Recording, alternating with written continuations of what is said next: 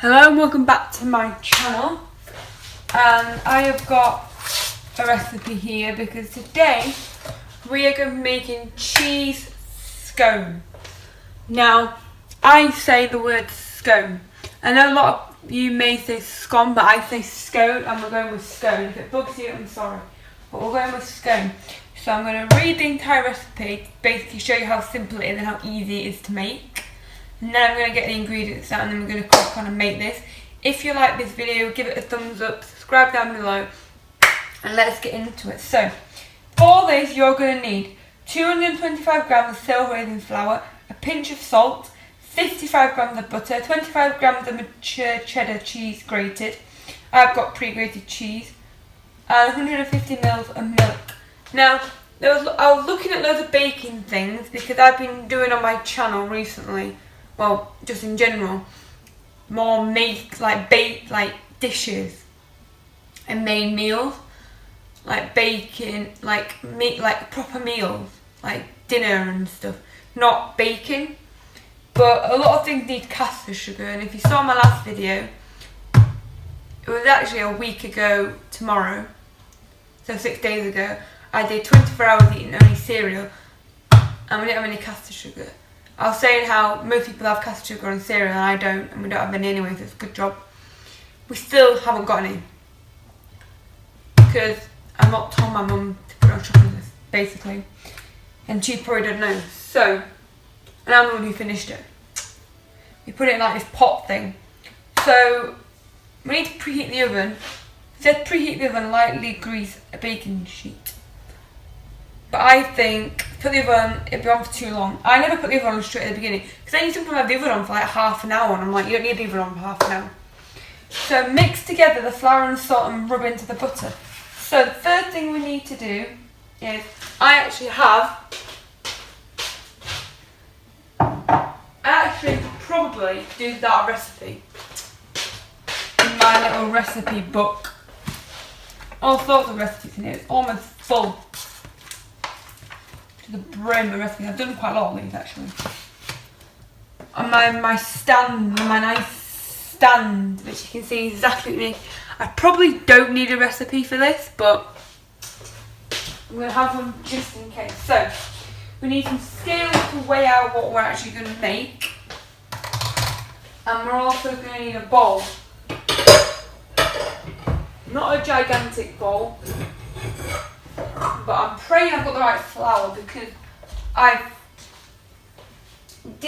have been to shops and I didn't buy flour because I assumed we got it.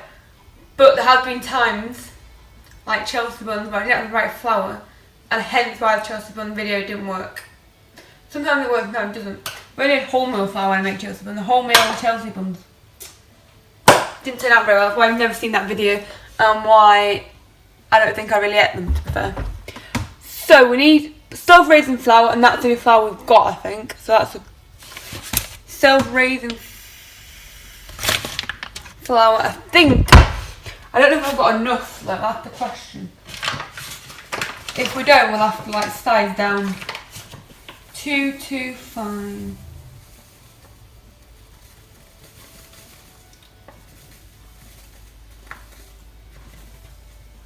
Oh, we have enough. If they're worth saving the last little bit, yes, because I reckon it's a good 30 grams. You actually might need it to flour the surface later. And I have like just deep cleaned the kitchen, so making it dirty again isn't the way forward, but you know. Now we've got a pinch of salt in, so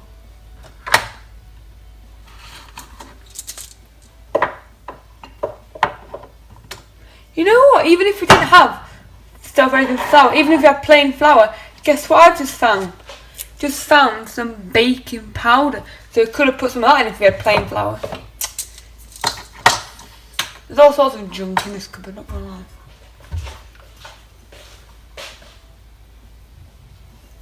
Like a good sprig of salt, basically.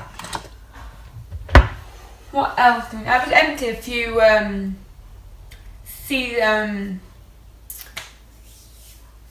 herb glasses that were empty that apparently we were saving. Don't know why. You buy them over more if I've been them, go to them heading because it's full.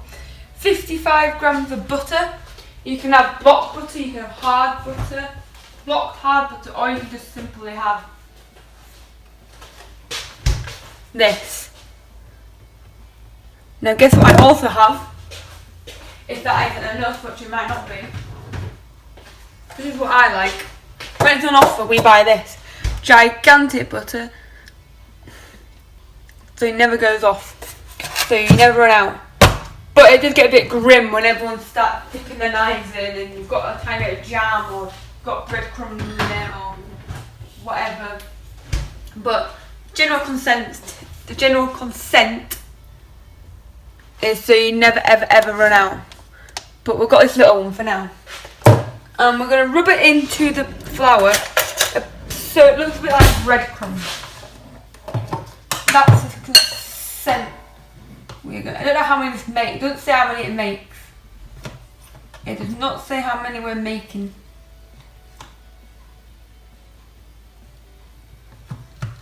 Actually, 55 grams isn't actually that much. This is only half. This is only less than half, and it's only 200 in the whole thing. So basically, you're going to rub in the flour so it looks like breadcrumb and so it's well mixed in. Your hands, if you've got hard butter, you might want to, like if you've got like a block of butter, you may want to soften it, not melt it. Soften it rather than melt it. You would want to soften it, not melt it. In the microwave, no metal. You don't want to put any metal in that microwave. You then blow up the entire kitchen.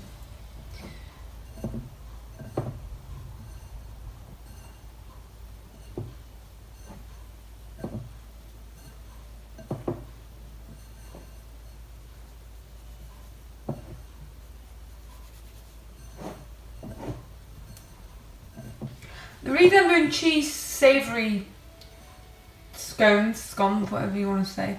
It's going to bug me saying scones, I'm just going to stick to scone rather than try and say both to please everyone. Basically, this is... I actually much prefer... Oh yeah, it doesn't say in the recipe, but you will need an egg. So that is something you may need to consider. Or milk. But egg's much better. You should have milk anyway for the actual scone if you're making this anyway. So, because it's not even amount of flour and butter, there's a lot less flour. For some recipes, some things you make, it's really like yellowy if you're making like a sweet bun dough. But here it's not because there's a lot less.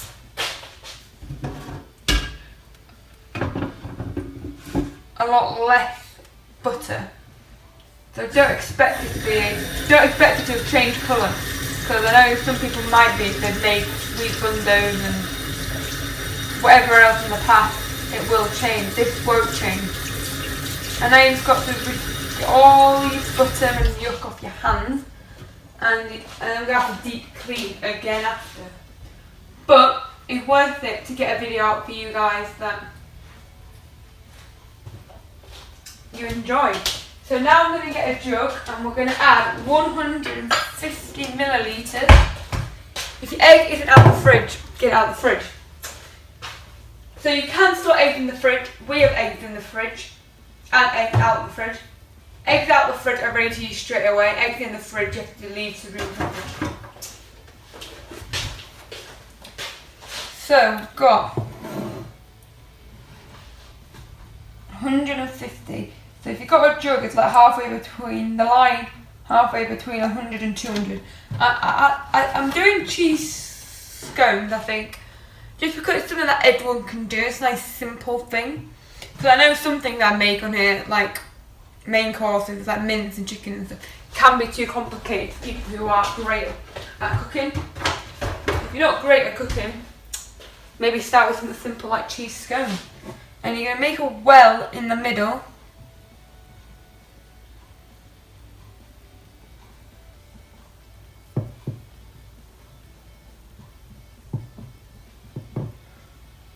You're going to make a well in the middle. You're going to make a well in the middle, but you're not going to add the milk. You're going to add the cheese. Now, I don't think you can have more cheese. I don't think you can limit yourself with cheese. I think just go with it with the cheese is all I'm saying. And now with the well, you're going to mix the cheese in. I say more cheese, but you don't, but then you might have more milk. Then you make another well in the middle and add the milk. All of it. Sometimes when you make bread or when you make quite a lot of things,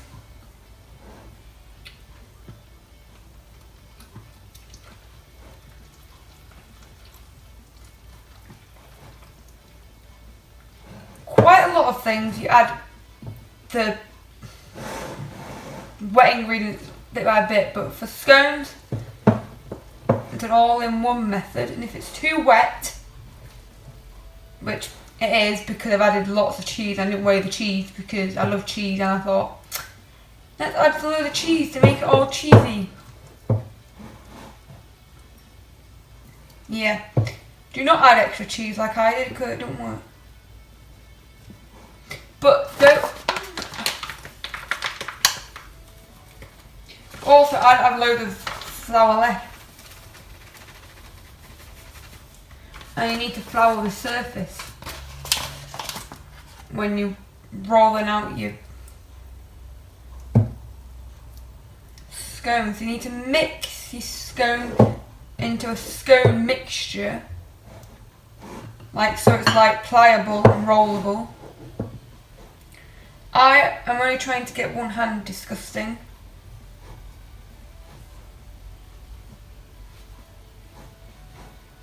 And you don't need your egg for the actual mixture, if you're wondering where the eggs come into it.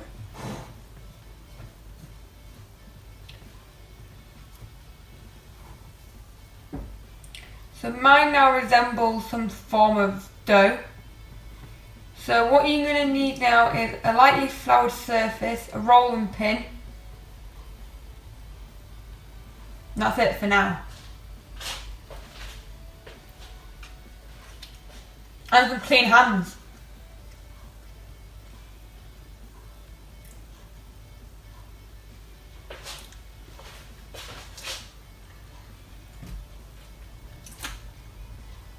So get your hands deep cleansed. I say deep cleansed, but deep cleaned. So there's no residue left on your hands at all. Like give them like a thorough clean, because now you're going to be handling them. Oh, you're also going to need a cutter. Now I'm not sure the exact size of the cutter, but I'm just going to show you one that's roughly the size you need to have. So I'm going to go to my cutter drawer. You can actually do them any size you want.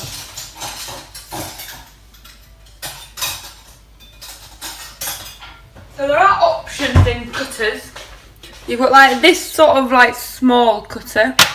You've also got like a bigger one. I'm going to do bigger ones. I'm going to pop this little one back. Now I need to sort that drawer out. You need a rolling pin. Rolling pin, hey presto. I've just knocked the camera, so let's put the camera back.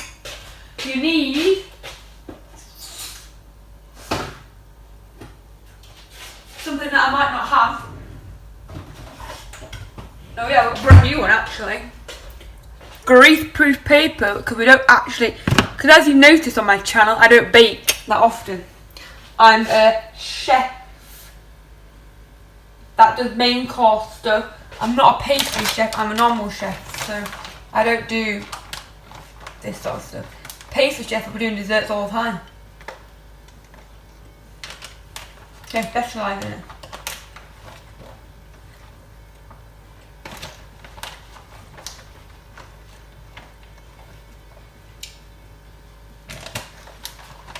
They don't take that long to bake either.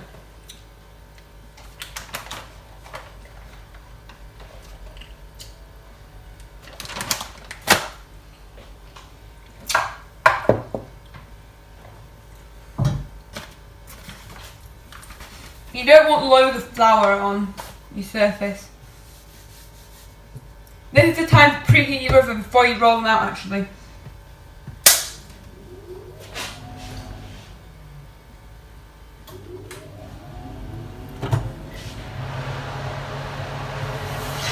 I need to get that tray ready as well. Bear with me a sec.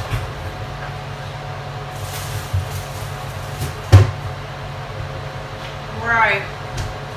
So I need to shut my oven, I need to get a tray out. I didn't really check my tray.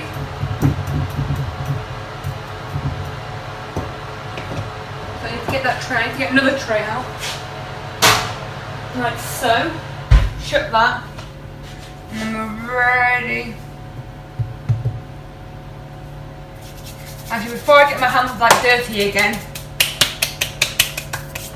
I'm gonna get some paper put on this tray. Now, the thing is, when you get new things, it's grease. You don't want. What do I say? You don't want to ruin it. You want to open it the correct way, because God knows this will probably be out a long time. Not going on. So you measure your tray across. Generally.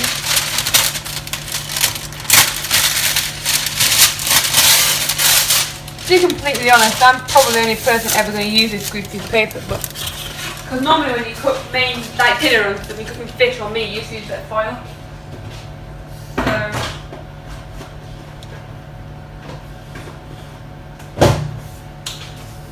I've got a marble chopping board that I might start using in videos.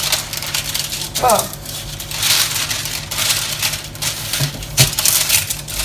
now then, I'm going to tear a bit of my paper off that's a bit big for the tray. And what I'm going to do with the excess bit of like grease-proof paper is I'm going to get a bit of butter on it. And I'm going to lightly butter this tray. When the paper sticks. You should always weigh it down.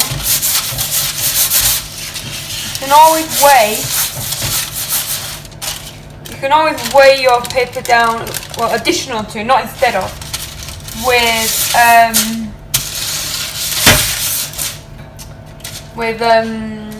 knife and fork. They don't flap about. If you don't want it flapping about.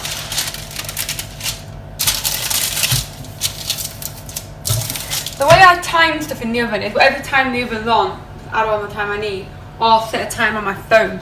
So, and these should take, once we've made them, should take around 15 minutes. That's when the oven's hot. You can put them in straight away, but you need to know that they're going to take longer.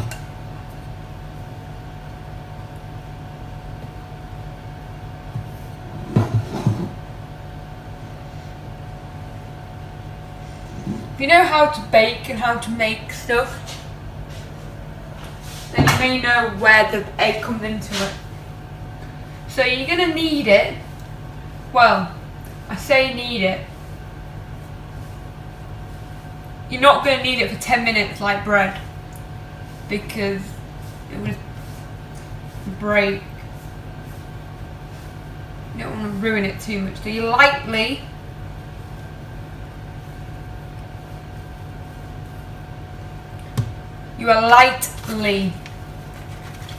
when you run out of flour, people just tend to put loads more on, but you don't want absolutely loads. You want it a pound coin thickness, but you must have flour on the rolling pin, or the rolling pin will just stick to your dough. So you're going to start rolling it out, but you're going to roll it a pound coin thickness. I'm going to move the scale because the rolling pin is quite long and it has stuck because I didn't have enough flour on my rolling pin, I don't think.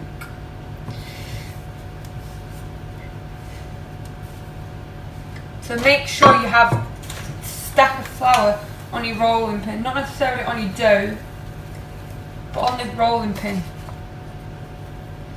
If you add too much flour,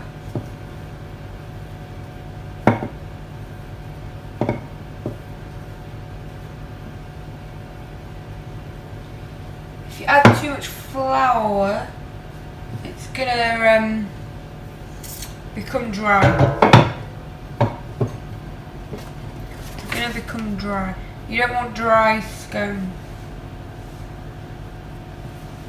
So my deep clean isn't very good when I'm about to bake, but we have to all deep clean occasionally. And you need to keep turning it every now and again.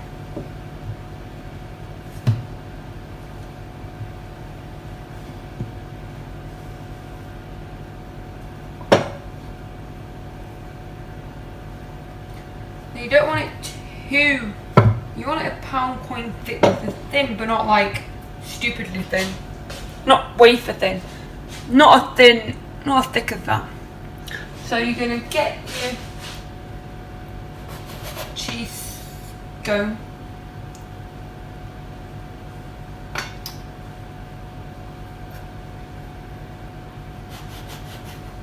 They will puff up a lot in the thing.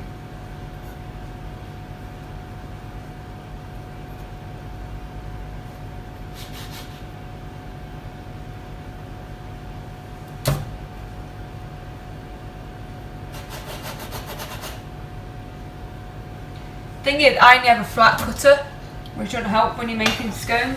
You need one of them like fancy edged ones, the crimpled edged ones.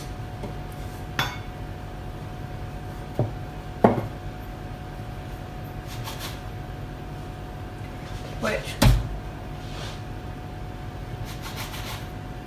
I've made 5. Actually, I'm going to redo.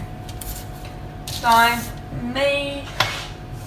I'm going to redo some of them because I think they're tad on the thin side. I'm going to keep rolling it out. I think you're thinking maybe slightly thicker than a pound coin. Or whether I've got a pound coin size wrong in my head. I want to try and get 6 out of this. So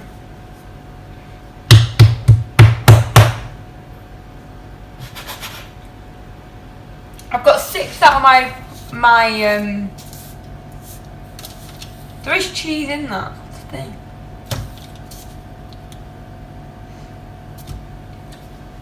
I don't think there's a lot of flour added since. Now you need your egg. You can go in the jug without the milk being in.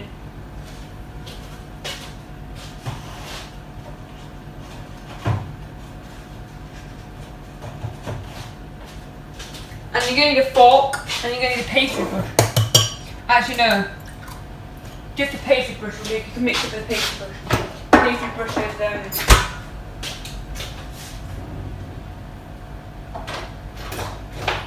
now check your pastry brush is clean because there's sometimes residue. I would always recommend washing your pastry brush, but I don't have time for that now because we're on the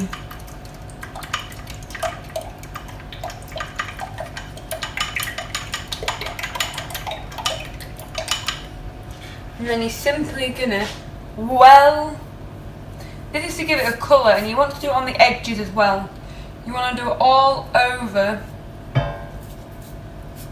the top, all over the sides. They look like plain Chelsea, they look like plain scones, but there was cheese in it, that's the thing. But we did add more flour because it's quite wet.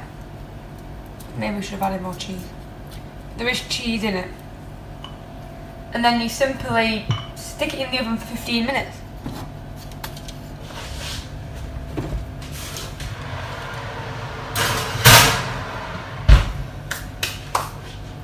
Now washed my hand then, chucked it all over the sides. Literally, I whacked my hands all over the sides. So anyway, that's how you make a cheese scone.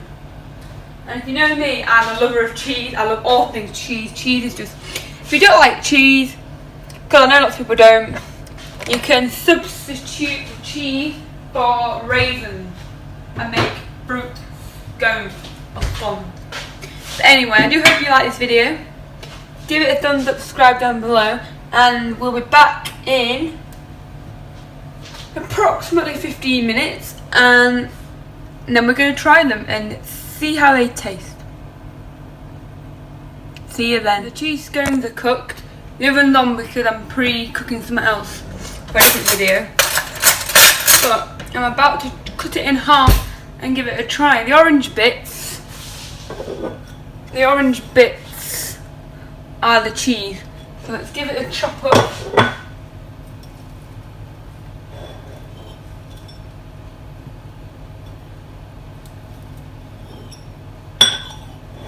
Very, very, very, very, very, very, very hot. So be careful.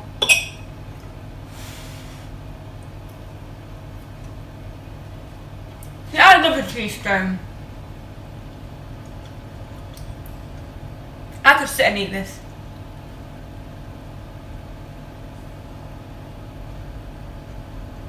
It's supposed to be a little gooey inside, not supposed to be like rock hard.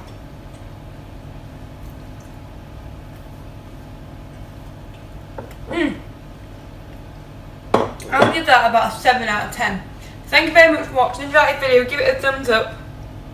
Subscribe down below, and I will see you very, very, very soon with another video. Thank you.